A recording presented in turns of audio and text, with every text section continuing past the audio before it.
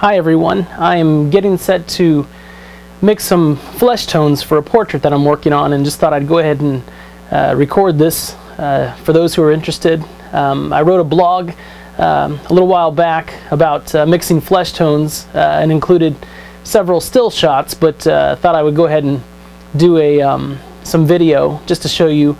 Might make it a little bit easier to see as well.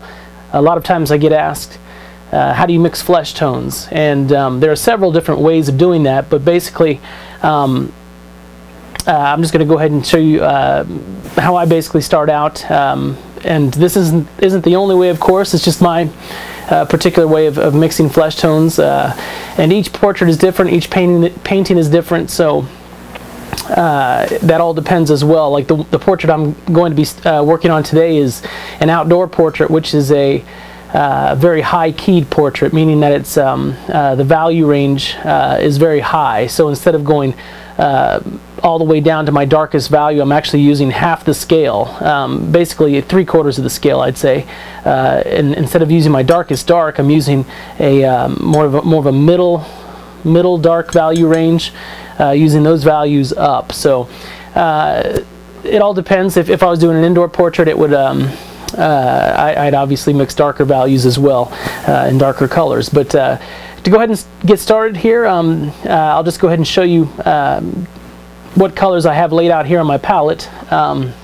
These are all Winsor Newton colors. What I have here is raw sienna, gold ochre, cadmium yellow pale, cadmium yellow,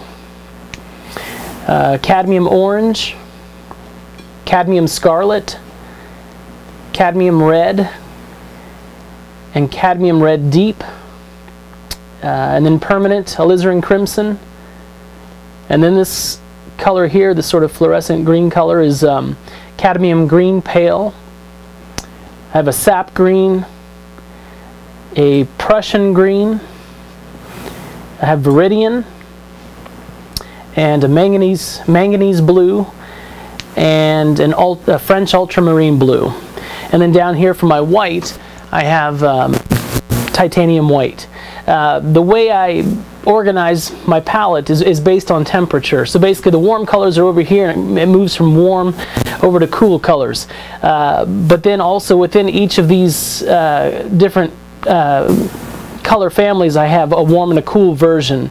Like a raw sienna is cooler than a gold ochre. The cadmium yellow pale is cooler than the cadmium yellow. The cad orange is cooler than the cad scarlet, and so forth. And the reason that they get cooler is because they're moving towards the cooler side. So say I have a cadmium yellow pale. The reason cadmium yellow is cooler is because it contains more red in it, so it gets cooler in that respect. And that's basically how I lay out my palette. I don't use black on my palette. Not to say that I don't use black. Occasionally I will, but I use it as more of a blue, actually. When you mix, say, like an ivory black with just a little bit of white, you'll get more of a bluish tint.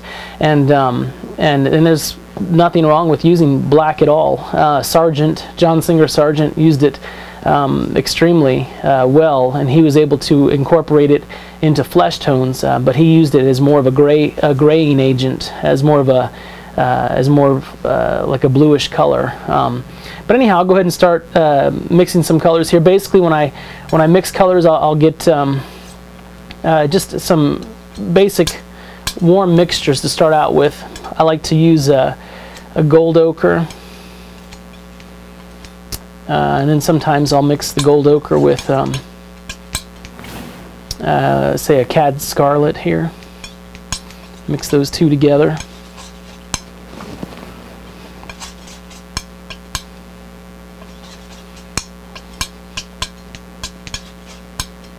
Add some white to that. And then what I get is basically a warm color to start out with, which is fine. because later on I can add which I'll show you. I can add the cooler colors into it, particularly the complements.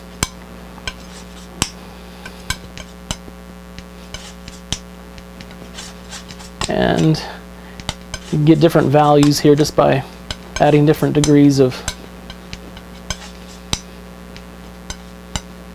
white. It's interesting to note, though, is the more white you add to a color, the cooler it actually makes that color.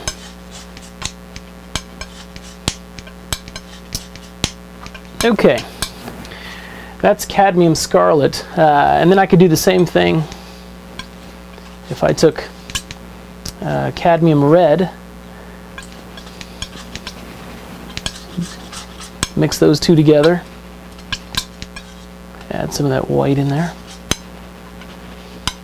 and you get a slightly different version, variation, because it leans obviously more towards the red side, whereas the cad scarlet leaned more towards the orange side.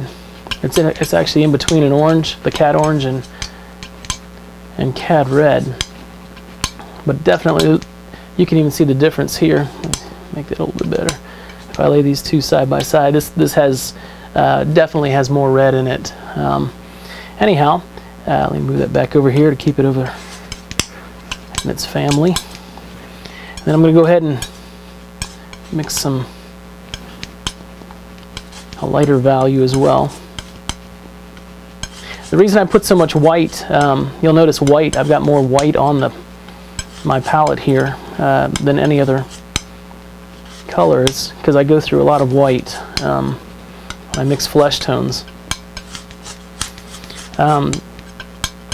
Talking about palettes, this palette is actually just a piece of glass that I've laid over top of a piece of foam board. And basically what it does is it just provides me with, I prefer to work on start out on a white canvas. There are some artists that work on a toned canvas. That means you put like a light wash, say like a burnt umber or some sort of an earth tone on there. Some people tone their canvases gray.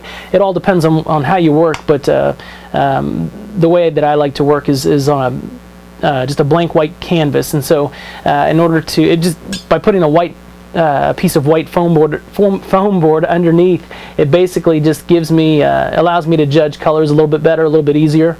And I've done this for so many years that I'm just used to working on a white palette. Joe Bowler, the artist that from Hilton Head, South Carolina, fantastic portrait painter. He got me started using this palette when I was actually in college, and I've been doing that ever since. And actually, this whole color scheme here, the way that I set up my palette is basically just Joe Bowler's palette as well, give or take a few colors, but you don't necessarily need all these colors. As an artist, a lot of these are convenience colors, what I would consider convenience colors, so that you don't have to mix every time you paint. When it comes to working with color, really you only need the three primary colors. A very limited palette. You could do it with a yellow, a red, and a blue, and then white as well, and mix a huge variety of colors that way. But for me, I just like to use the extra colors. It just makes it easier for me, and that's pretty much it for the reason why I have so many colors here. Another thing that I'll mention here, now that we're here, as well as the palette knife that I'm using, it's a larger palette knife. It has a trowel shaped handle, which makes it easier. There are some that just come with a straight handle, but when you try to mix paint, you end up with a big glop of paint sort of near the handle, and it doesn't make a whole lot of sense to me. So I like the trowel handle, and that's it's a good size for mixing a lot of paint. So let me go ahead and mix some more paint. I've got basically some warm colors to start out with, and then I'll get introduce some of these cooler colors too. I'll do a blue. This is a French ultramarine blue, which is beautiful blue. Doesn't take a whole lot to change the color when you use that French ultramarine. Let's go with the darker value here. When I talk about value, I won't go into detail about that now, but value is basically different degrees of light and dark that are measured on a scale from black to white. So every color has a value that's automatically assigned to it, whether we realize it or not. As an artist, it's pretty important, very important, I would say, to realize that. That way you can know how to work with color more effectively, because value sets the scale on which color performs. In other words, color can't survive without value. Every one of these colors that I'm mixing has a value, whether it's a lighter value, a darker value, but it's going to fall somewhere on a value scale from black to white, somewhere in there. The reason I use the black and white scale is just for the fact that it's easier to measure. Sometimes color can trick you, especially in the red range. A lot of times judging values, I notice that for myself, reds tend to play a trick on the eye sometimes. Sometimes you'll think they're lighter than they actually are, but if you take a photo with like a black and white photo, or convert your photo to black and white, you'll notice that you'll get the true value relationships. And a lot of times that's what I'll actually do when I'm working on a portrait. If I come across an area that's I'm sort of having a difficult time determining whether the value is too light or too dark, because a lot of times I'm working in very subtle skin tones, very subtle values. I'll take a picture and then convert it to black and white on the computer or on the camera, and take a look at it just to see what the actual value is compared to the other values in the painting. Anyhow, back to my demonstration here. I go on rabbit trails quite often. Also, to let you know, my children just got home from school not too long ago, so they may barge in, and if so, you'll know the reasoning behind it, but hopefully they won't. Okay, so I've mixed some French ultramarine. Now what I want to do is I want to mix some a little bit of that Viridian as well. Viridian's a very cool green. The reason it's so cool is because you can see, like, here's the sap green. It contains a lot of yellow in it. It leans towards the warmer side. The further up you go, you get Viridian, which has a lot more blue in it. And because it has so much blue in it, it leans more. It's a lot cooler in comparison to, say, a sap green. It takes a little more Viridian, though. It doesn't have the same tinting strength as French ultramarine. When I say tinting strength, I'm talking about the ability to change, the ability to tint a color very quickly, meaning it takes more paint, more Viridian to actually get the same value when you mix it to white than it would, say, if you mix the French ultramarine blue with white. Okay, now pull in a little more of this white over here. What I'm doing is I'm just getting when I start out, I like to get a bunch of different values, of warm and cool colors, just so that it makes it easier. It's less time consuming later on. It takes a little time at the beginning, but I actually save time later on because I don't have to go back and mix all these things. I can just start dipping into each one of them. And the reason I do the different values is because I'm trying to get similar values that are over here with the warmer colors, get those similar values in the cooler colors as well, so that when the time comes, which I'll show you in just a few minutes, when I do want to mix a couple of these colors together, instead of changing the value every single time before I add it to one of these values, I can add a similar value, almost the same value, to each other, and just change the color without changing the value, which is very important. Because if I wanted to add, say, more of a blue to this color down here, just to kind of neutralize, kind of make more of a gray color for skin tones. Instead of adding this dark blue, if I added that darker blue into this, or even if I added straight ultramarine into this color here, I'm not only changing the color, but I'm changing the value, which you don't want to do. When I'm painting portraits, I like to find which value I need first of all, determine the value, and then once I determine the value, then I can mix the color to match that value, and I just find it easier to do that as well. I'm going to take a little bit of this ultramarine blue, and this is that permanent alizarin crimson. I use the permanent alizarin crimson. I used to use just the regular alizarin crimson, but I guess they found out that it wasn't quite as permanent, so now they've come up with a permanent alizarin crimson, and it's a little more expensive, but I'd rather use a paint that's going to last, especially when it comes to a commissioned portrait, because you're creating an heirloom that will be passed down from one generation to another, and you want it to be able to last. Okay, so what I've done here is I've made two different versions of this purple color. I've got more of a cool version, which has more ultramarine blue, and I have more of a warm version, which has more permanent alizarin crimson in it. Now, I can take those, might have to get some more white here,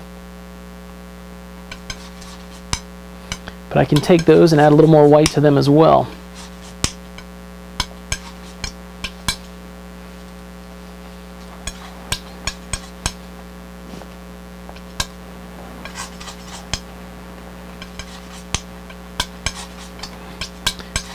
Color is a very intuitive thing. Every artist sees color differently, and every artist mixes color differently. But it's an intuitive reaction, basically. Whenever I'm painting and I put a color down on the canvas, I'm always reacting to it, whether it's too cool, too warm, whether the value's not right, whether, just in general, whether or not I get a feeling of whether or not it works. And if I don't think it works, then I'll go ahead and put down another color, or I'll adjust the color somewhat. And it's that back and forth reacting to color that's very important. It's not a set method every single time for each painting, because every painting is different and requires different color combinations, and also color itself. There's no, when it comes to mixing flesh tones, there's no one particular color that's going to make up flesh tones, give you the illusion of skin color. When it comes to color, one of the keys, I guess, to painting flesh tones would be the combination of colors, how you mix warm and cool colors together, and how you get what I call grays, which are different mixtures of complementary colors in different degrees, which I'll show you here in a minute. But you can't just have something like this color for flesh tones, because this is just way too warm, and you can't have something that's too cool, or else if all the flesh tones are too cool, then it tends to look lifeless and doesn't have any life in it. So you have to strike a balance between the two. So a lot of times when I'm painting a portrait, in the end, I'm actually at the end game of a portrait is really somewhat difficult. Well, more than somewhat difficult. I'd say that's probably one of the most difficult parts of the portrait, different stages. That would be one of the most difficult stages for me, because it's at that last stage that I'm trying to balance that color, that trying to get enough warm and enough cool and enough grays in there to balance each other out, so that it gives the illusion of life inside that skin. Just like when we actually see flesh tones in real life. There's a mixture of warm and cool colors. When I talk about grays happen when the form churns. So say you have a light coming down on a subject, and as it goes around, when it goes around, that part from light, where the light meets the shadow, in between there, that's usually when grays occur. For an indoor portrait, it's definitely more of a grayish color. For an outdoor portrait, it's actually sometimes it's a very it's more of a color change as well. You might go from a warm color to more of a directly to its complement, and then switch over back to another warmer color. So it would go warm, cool, and then warm up again as the bounced light is being reflected back into that shadow. But the way I mix grays is, once I get a basic mixture like this, then I'll take these cool colors and these warm colors and mix them together. So we had over here, we had the gold ochre and the cadmium red. So if I take, since that leans more towards the red side, if I took a little bit of this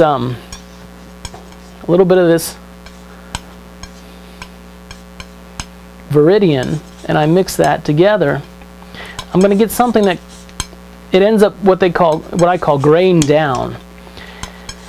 Becomes more of a grayish color. See how that works?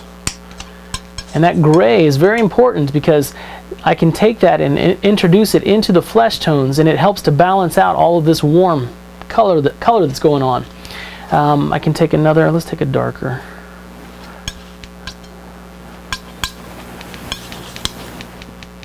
You can get all sorts of variations, and it also depends on the value. Like I said earlier, the value is extremely important. So I try to determine the value very quickly at the beginning. Now I can take this more of a the ultramarine blue and mix it into this cad scarlet and gold ochre mixture, because the cad scarlet leans more towards the orange side. So if I took this and mixed it in here, I'll get a different gray.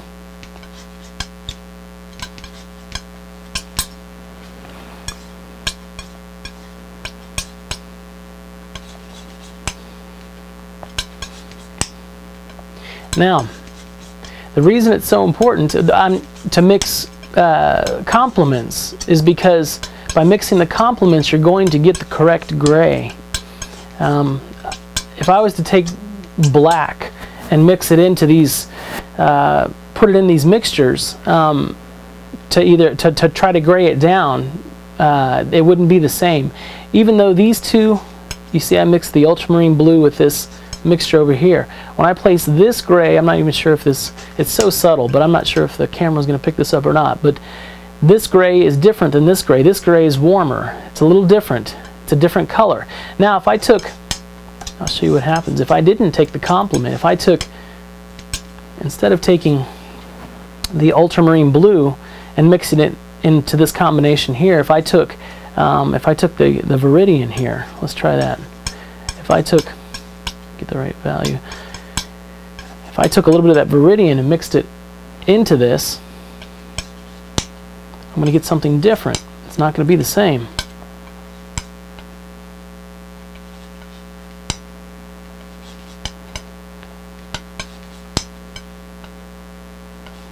Try to warm it up there, but see, it's different. The reason it's different, you can use this in the flesh tone as well somewhere, but the reason it's different, this is going to be different than the other two altogether, is because it's not the complement. When I talk about a complementary color, the primary colors are red, yellow, and blue. And when I talk about a complement to those colors, I'm talking the complement to yellow would be more of a purple color. The reason that purple is the complement to yellow is because the purple contains equal amounts of the other two complements, both blue and red. Same thing with red. If the complement to red is green, the reason that green complements red is because it contains equal amounts of the other two complements, which are blue and yellow. So that's why it works. But you can see here, I just took that flesh tone. Not flesh tone, I'm sorry. I mixed this flesh tone here, which wasn't the same. It wasn't the direct complement. It was more of a viridian. I'm going to set that right here. And you can see we've got 3 different grays. They're very subtle, but these little variations are very important when it comes to painting skin tones. Very important. Now, if I let's take this. Let me move this white out of here. I can take this yellow. This is a warmer yellow, so the complement to a warmer yellow is going to be a cooler purple. So let me see. I'm going to take this purple here and mix these guys together.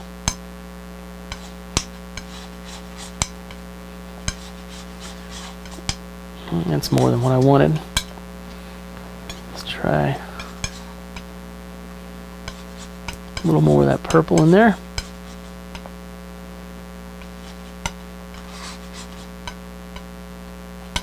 And as I mix these two together, I'm going to get a different gray.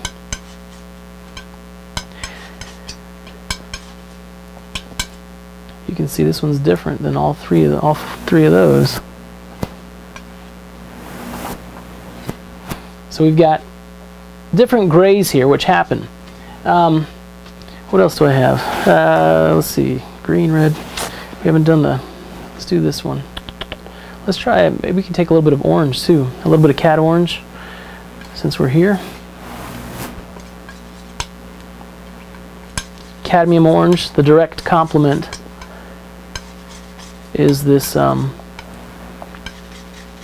ultramarine blue. When I say direct complement, I'm talking about when you have a color wheel and you have one color like 180 degrees on the opposite side, directly on the opposite side of that color is going to be the direct complement, and that's what I'm talking about when I talk about direct complements.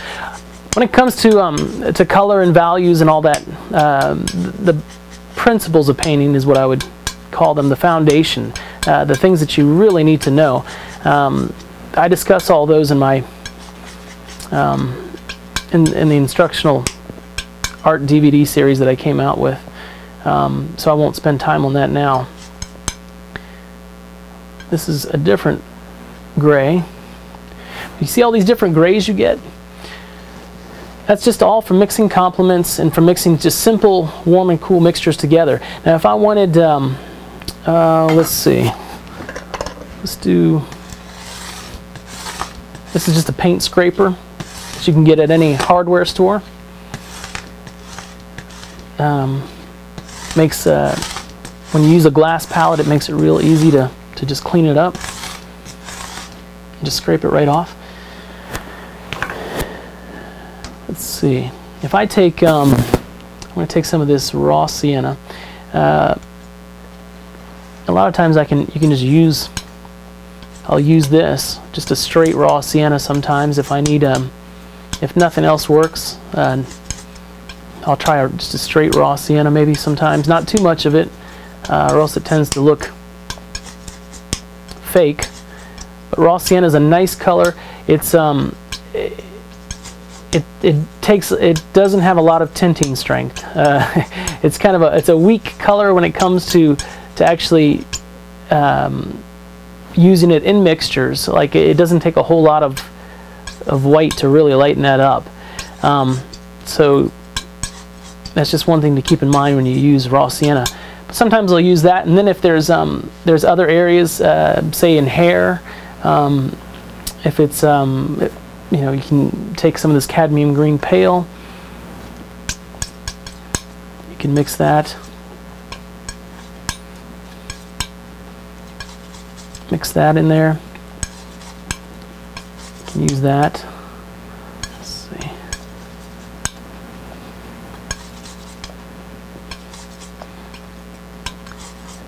Use that for in blonde hair.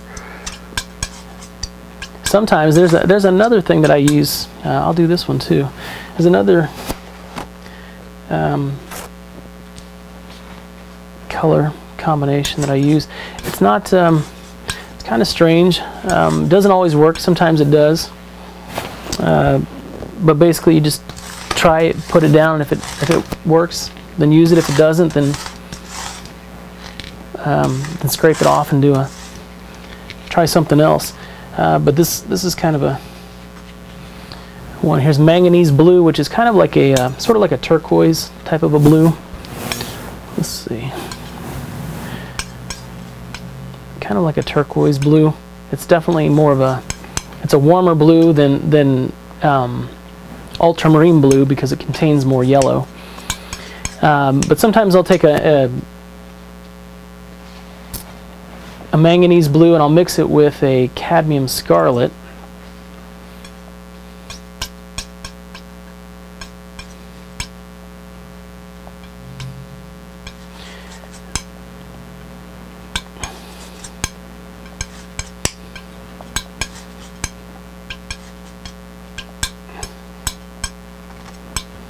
And then after I mix it with the cad scarlet, I'll take a little bit of that raw sienna and throw that in there too. And sometimes that works good for maybe a shadow area.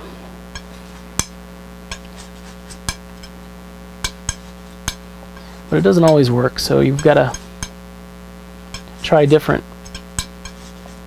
color combinations. I will say this though, it's interesting when it comes to color.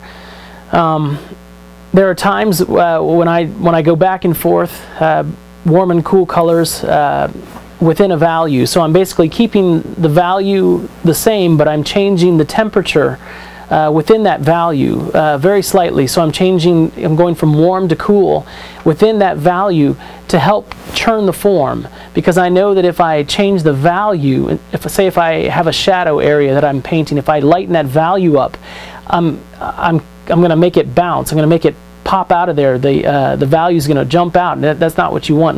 You want it to stay in value, but you just want to help turn the form. And by doing warm and cool color changes, it really helps to give you that illusion as well. And that's just something to think about. But what was I saying?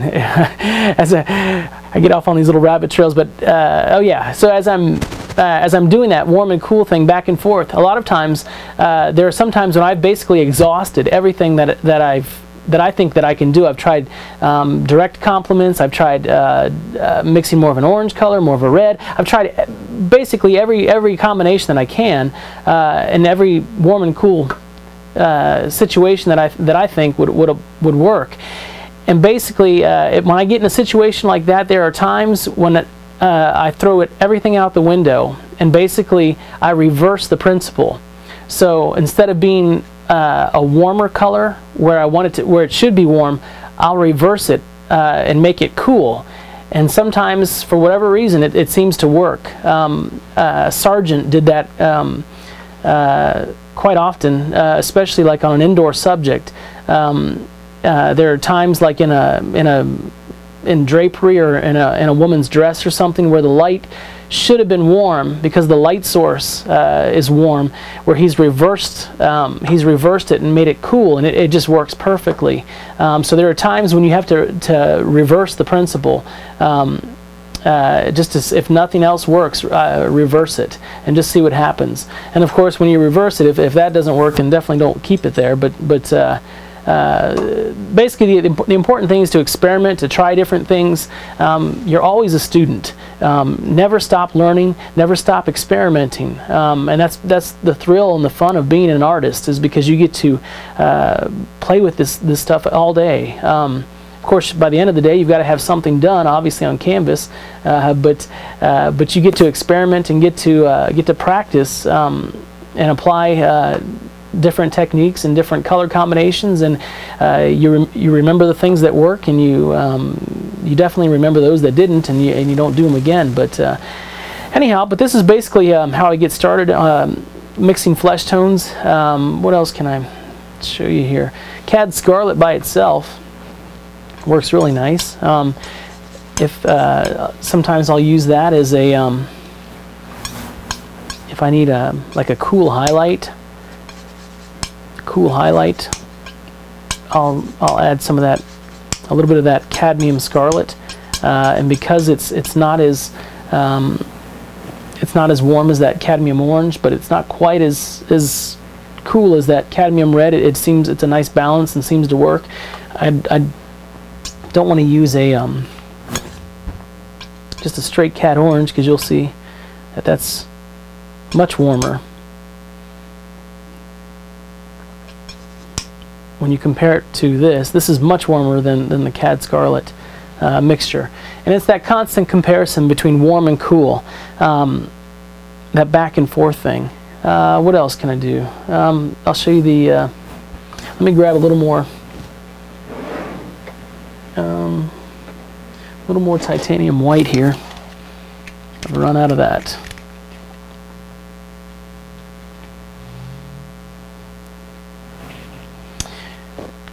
And then I'll mix let's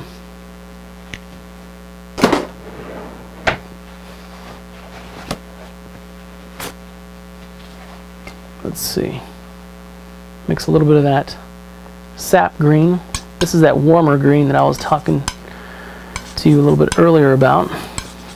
Sap green is a much warmer green. You can see when you compare those, sap green and the Viridian.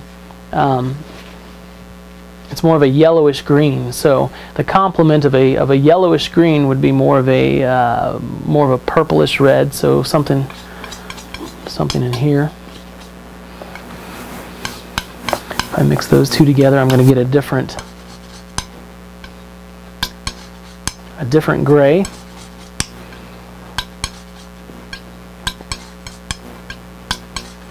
Another thing, when as I'm mixing paint, make sure you have enough down there to actually mix. Don't try to save paint, even if finances might not allow you to buy a ton of paint, because paint's not cheap. But if you skimp on paint and you just mix a little bit at a time, let's say I take one of these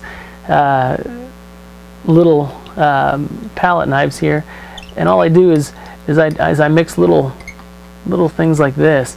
Thing is, you're not going to get enough paint down, first of all, because as soon as you dip into that paint's going to be gone in one or two strokes. So you're going to have to mix more, and by mixing more, you should it's easier just to mix a bigger pile of paint. That way you don't have to go back and constantly remix the same value, the same color. It just saves you time in the end. This is a different gray. So I can put that there.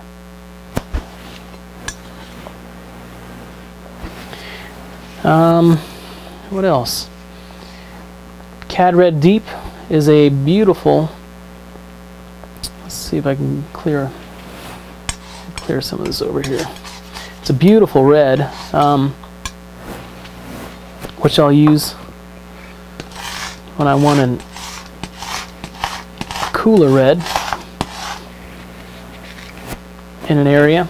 It doesn't take a lot of Cad Red to do the trick, though. Let's see, Cad Red. When you mix it with white, it sort of looks a little more like it's more of a grayish red, as opposed to when I mix, say, just a cadmium red. Cadmium red doesn't look as gray when mixed with white. Same thing with, or even as an alizarin crimson. A permanent alizarin crimson, if you're looking for a nice pink, a cool pink, permanent alizarin crimson and white, that titanium white is a nice, beautiful pinkish color.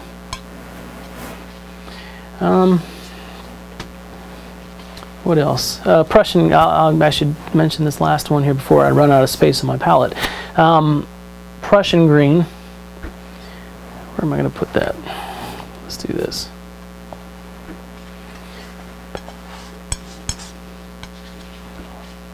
Prussian green is a beautiful, sort of a grayish green that works really well in flesh tones. Let's put a little bit of that white on there. It also doesn't have a lot of, it's not as powerful as a Viridian when it comes to tinting, but it's a nice in-between green between Viridian and sap green. It's not as powerful as a Viridian, but it's not as warm as a sap green either. Very nice, and you mix that with some of these colors as well.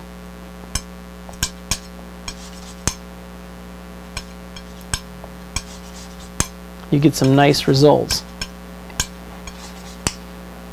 Anyhow, so this is basically what I would do. I wouldn't take this much time at the beginning,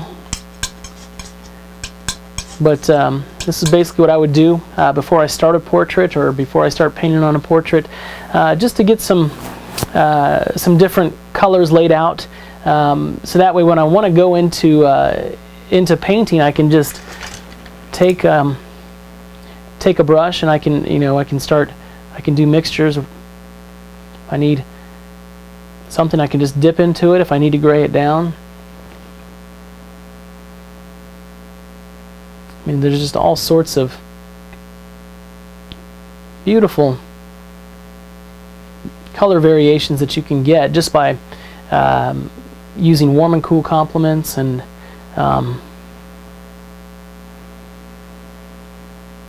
putting them together.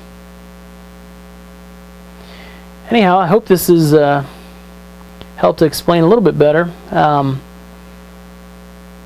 I go about starting out mixing flesh tones. And this isn't the only way to mix flesh tones, and these aren't the only colors that you can get. Obviously, you can get hundreds of colors in different variations just by doing this all day long. But basically, it'll give you a good idea of how I start out. And I've also found, mention this too, the reason I start out warmer, I'll start out with a warmer color and then add the cooler colors into it, because it's much easier to gray a color down than it is to try to get color back into that gray.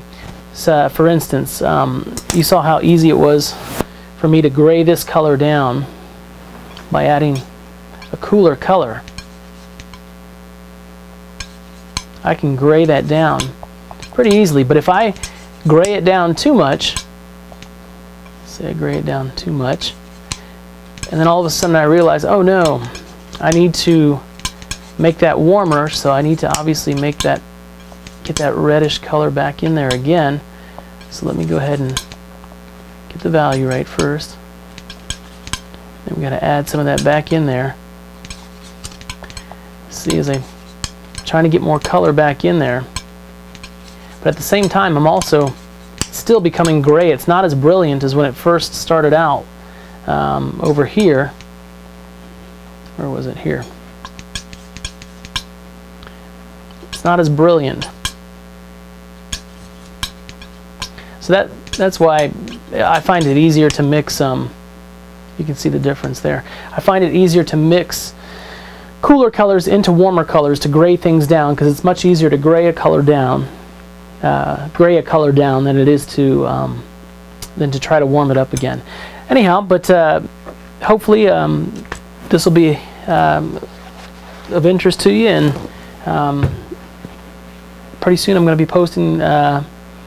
I'll post how you can actually use all these colors how you can put them on a portrait and how they apply.